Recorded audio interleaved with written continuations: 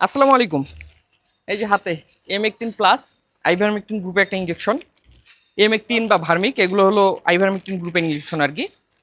তো এটা আমি হাতে নিলাম কেন?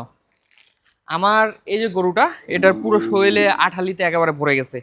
দেখলে মনে হয় যে শরীরে লাম্পি হয়েছিল, লাম্পির মতো দাগ দাগ দাগ, আসলে লাম্পি না।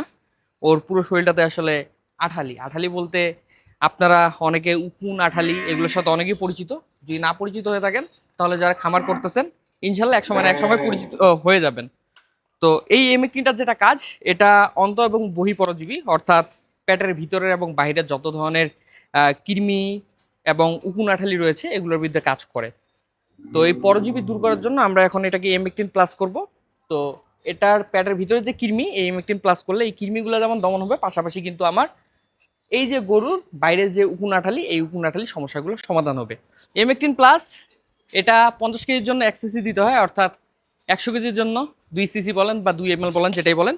তো এই গরুটা আমার ওজন হবে 270 থেকে 280 কেজি, সেই হিসেবে ও 5.5 থেকে 6 ml দিলেই এনাফ। বাট এখানে আমি 8 ml এমেকটিন প্লাস নিয়েছি, অর্থাৎ এমেকটিন প্লাস বা ভার্মিক এগুলা ওর প্রয়োজন হলো 6 ml নির্ধারিত মাত্রা, বাট ওকে আমি 8 ml দিব, 2 ml বেশি দিব।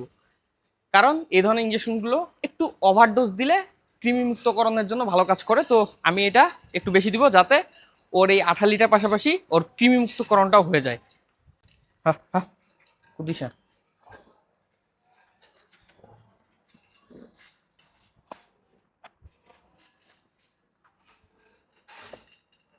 এই যে হয়ে গেছে।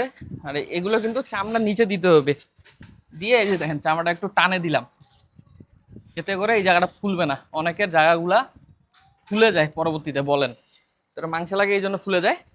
তো এটা কিন্তু আমি চামড়াতে দিয়ে দিছি আর সাধারণ সিরিজ দিয়ে দিছি। আপনার অনেকে রকেট সিরিজ বলেন বা অটো সিরিজ বলেন, যেটাই বলেন, ওগুলো দিয়ে করতে চান বা কীভাবে করবেন বলেন। তো এই সিরিজগুলো তো সব জায়গায় পাওয়া যায় না, এই জন্য নর্মাল সিরিজ দিয়ে কীভাবে করবেন দেখিয়ে দিলাম। ধন্যবাদ। আসসালামু আলাইকুম।